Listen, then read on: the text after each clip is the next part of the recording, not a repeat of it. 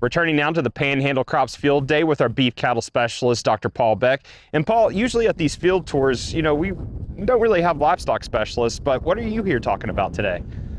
Well, these field tours are designed to focus on a topic, and whether it's a crop station and all that. But the whole state of Oklahoma has livestock and diversified livestock and cropping operations. So at this event, I was asked to talk about drought recovery from our last 2 years of severe drought, going into a recovery period where we've had adequate moisture.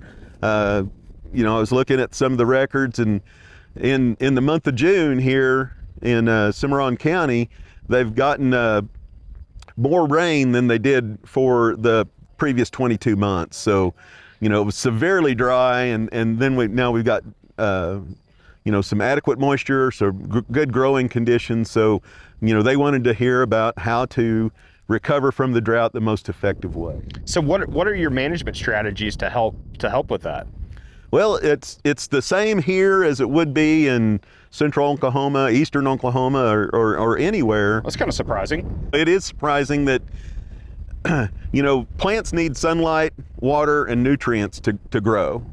And so to recover from a drought, you need to develop the leaf area and have a deep root system. And as you overgraze, you're limiting your top growth, but that's mirrored by the roots underneath. Mm-hmm. So as you graze it shorter, the roots get shorter, and that limits the plant's ability to capture moisture at a deep level and nutrients at a deeper level. So, we're trying to manage the growth of the plant, give it time to recover, and if we've really severely grazed it down, it's going to take more time to recover than if we have just a slight injury to that plant. The other thing is competition. We have weeds that can come into thin stands. That shades our crop. It harvests moisture deeper and nutrients. So there's competition that we need to control. Right now, producers are in this area. It's kind of looking like flash droughts creeping in. It hadn't rained in a little while. So what are some things producers can do during the drought, kind of pre-injury? We try to tell producers, no matter where they're at, to have a drought plan.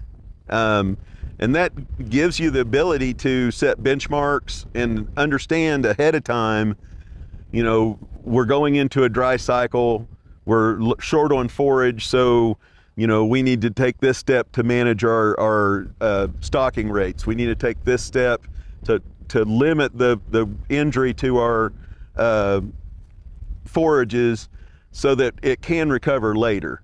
So, we're looking at having a balanced forage system to where, we know what we're producing, we know when we need it, we're not relying on hay for an extended period, in the winter, so that we can, use that for grazing. Having a flexible stocking rate, whether that's using stocker calves as part of your normal stocking rate, or being the ability to early wean calves to reduce the forage demand whenever you start getting lower on forage production. And then having a feeding plan. When it comes time, you've realized you're starting to damage your pastures, we're going to move those cattle to the base herd, those cattle we have to keep or really would need to keep to be sustainable in the future. Move those to a sacrifice pasture, feed them there, and have something to feed them. So you're not damaging your entire ranch. All right, thanks, Paul. Paul Beck, beef cattle specialist here at Oklahoma State University.